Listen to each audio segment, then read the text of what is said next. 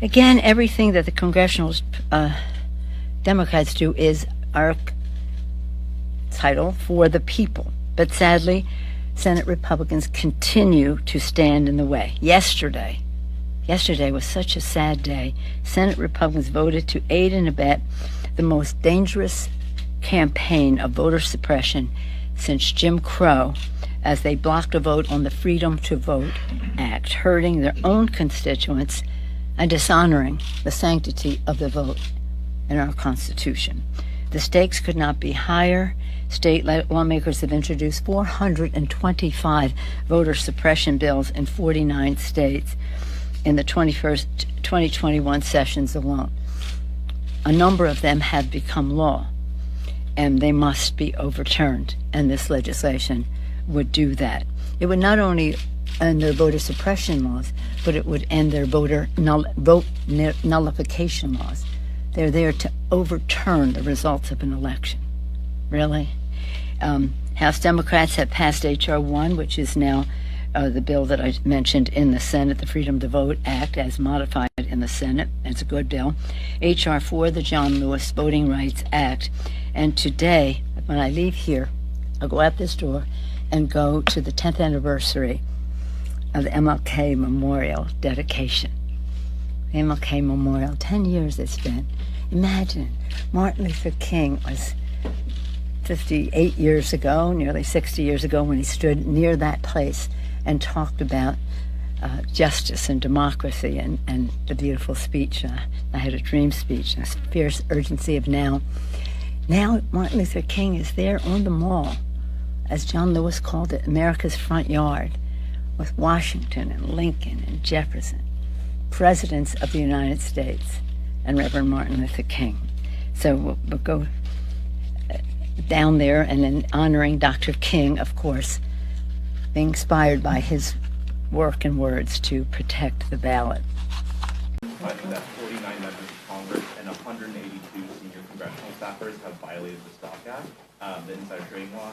I'm wondering if you have any reaction to that, and secondly, should members of Congress and their spouses be banned from trading individual stocks while serving in Congress? No, I don't know to the second one. We have a responsibility to report in the stock, on the stock, but I'm not familiar with that 5-month review, but if the people aren't reporting, they should be. Why do you think Because this is a free market, and people, we are a free market economy. They should be able to participate in that. Yes, ma'am. Another question. We have time for one more. Is that okay? They're telling us they have to clean the room. I don't know. I'm not taking offense at that, but you should. Wait a minute. I want a woman. I want a woman. A woman. A woman. Gender equality here. Maybe I don't. Let's see. Abby Martin with the Empire Files. Speaker Pelosi, you just presided over a large increase in the Pentagon budget. This Pentagon budget is already massive. The Pentagon is a larger polluter than 140 countries combined. How can we seriously talk about net zero if there is this bipartisan consensus to constantly expand this large contributor to climate change, which is exempt from these conferences? Military is exempt from climate talks. Well, that national security advisors all tell us that the climate crisis is a national security matter. It is, of course, a health matter for our children, the water they drink, the air they breathe, etc. It is a jobs issue between good, clean technologies being the future of our workforce and the training for all of that.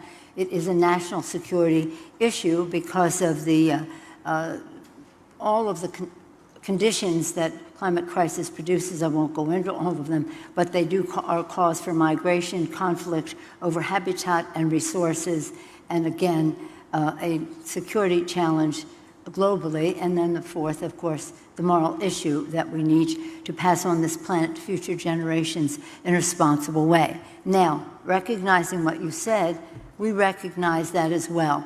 And a big user of fuel. There have been many initiatives over time, more successful with more technology, to convert from fossil fuel to other other sources of fuel to run the military, because it would make the biggest difference. Transportation, defense, these are two of the biggest, that can make the biggest difference in all of that, and that is something we're very, very focused on. As I say, the Defense Department sees this systemically, that we have to stop it as a national security issue, and one way to do that is to stop our dependence on fossil fuels, which exacerbate the climate crisis.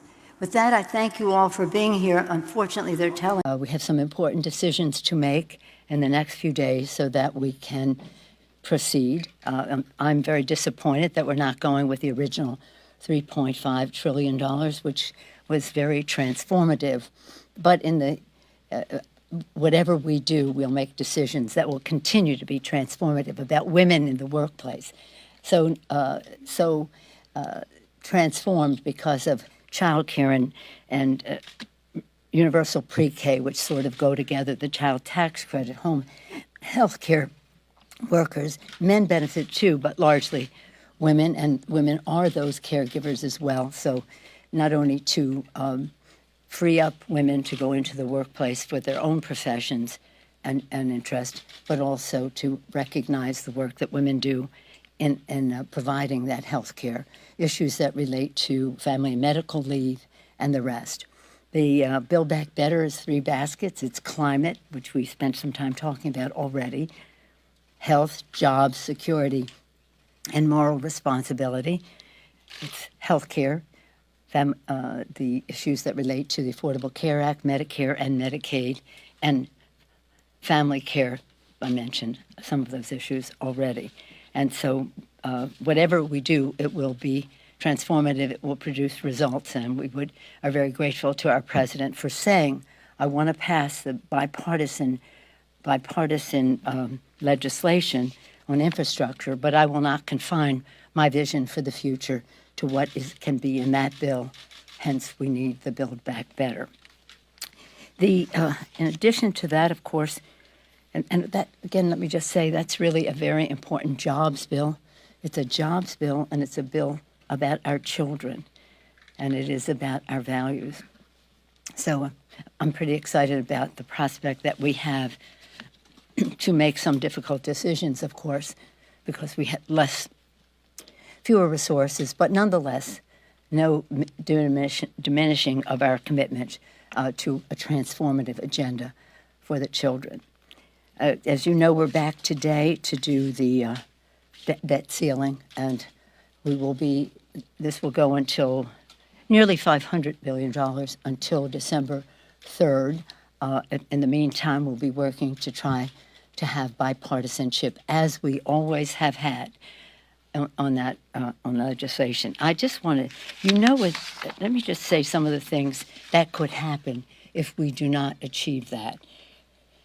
We could, if we don't lift the ceiling, it could be a loss of 6 million jobs, $15 trillion in household wealth, and drastically increase the cost. Do you have a credit card? Do you have a car loan? Car loans, mortgages, student loans, credit cards, and other borrowing. So domestically, and when I say domestically, I don't just mean within the United States, I mean at the kitchen table domestically. It will have a tremendous impact. It's about the economy, bigger, preventing decline in the GDP of up to 4%. The GDP could go down, and a surge in the unemployment rate as the economy. Right now, we're recovering from a pandemic. We don't need that. And then, just to say what it does globally, a default would send shockwaves through global financial markets and would likely cause credit markets worldwide to freeze up and stock markets to plunge. Employers around the world would likely have to begin laying off workers. Again, this is a report from the White House on that, so I refer you to that. And again, it's about kitchen table, it's about our economy, global economy, but it's also about our Constitution, which says the full faith and credit of the United States shall not be in doubt. 14th Amendment, Section 4. So the validity of the public debt of the United States authorized by law shall not be questioned. Okay? Any questions? Madam Speaker. Madam Speaker. Clearly yesterday in the Oversight Committee, there were several members of the Republican conference who doubted what happened on January 6th or downplayed what happened on January 6th. Then in the evening, you had an interaction between Margaret Taylor Greene and Alexander Ocasio-Cortez, where MTG sort of went after her and sort of berating her in the hallway. I'm wondering, just generally, is there a sense that your members are safe here at the Capitol? Do you have concerns about what January 6th has done to the relationships here on the Hill? It feels like things are just more contentious. Well, I think that it was reported to our office about what happened as the members were leaving the floor yesterday, the verbal assault and real abuse of our colleague, Congresswoman AOC. It's so beyond the pale of anything that is in keeping with bringing honor to the House or not bringing dishonor to the House.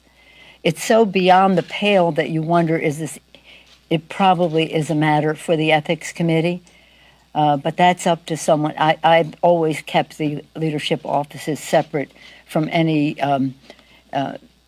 motions to take anything to ethics. But as one who served on the Ethics Committee for 7 years, 6 years is the maximum. They asked me to serve another year. That's how I paid my dues to the caucus. This is beneath the dignity of a person serving in the Congress of the United States and is a cause for trauma and fear among members, especially on the heels of an insurrection on which the minority in the committee yesterday denied ever happened. It didn't happen. I don't know if you saw last night the body camera. I think CNN had the body camera video of Officer Fanon. It is stunning. If you haven't seen that, you have to see that because it was such an abuse, battling a police officer. Now, he's a Metropolitan Police officer. I have met with him. He's trying to meet with the Republican leader. I hope that would happen. But when these people were yesterday saying they were just friendly to the police and all that, sick. There's just only one word. So this is not behavior that is, I could give you chapter and verse of many other things that they have done, that being the most recent and very egregious, and not in keeping with the behavior of a member of Congress. And their own caucus should exercise some, discipline is not the word, respectable behavior standard for them. But it could be that this would rise to the level of an ethics complaint. Let me just say yes. Yielding for his ongoing leadership to bring this important legislation to the floor and to the work of the Rules Committee on the ongoing to make sure that we have the right discussion on the floor to meet the needs of the American people. Mr. Speaker, multiple times now, the Democratic House has taken action to honor our responsibility to address the priority of the debt limit. We have done so because this is about protecting families. The failure to lift the debt limit could result in the loss of up to 6 million jobs, the elimination of $15 trillion in household wealth, and drastic increase in the cost of loans, car loans, mortgages, student loans, credit card bills, and other borrowing. Our action also protects the American economy. So when we say domestic economy, we're talking domestic, we're talking kitchen table when we talk about car loans, mortgages, student loans, credit card bills, et cetera, as well as jobs and trillions of dollars in household wealth. In terms of the domestic economy writ large, our action protects the economy, preventing a decline in the real GDP of up to 4% a surge in the unemployment rate, as I mentioned, and what J.P. Morgan Chase CEO Jamie Dimon called, quote, a catastrophe of unbelievable proportions and damage to America for up to 100 years. Up to 100 years. This is also about the health of the global economy, kitchen table, broader domestic, national economy, the global economy. The Council of Economic Advisors has stated a default would send shockwaves through global financial markets and would likely cause credit markets worldwide to freeze up and stock markets to plunge. Employers around the world would likely have to begin laying off workers. Goes on to say the 2008 financial crisis had ripple effects throughout the global economy that ricocheted back to the U.S. shores, causing firms to lay off workers, here we are again, and cut private investment.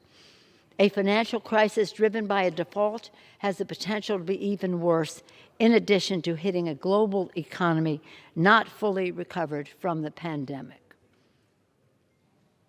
Addressing the debt limit honors our duty to the Constitution.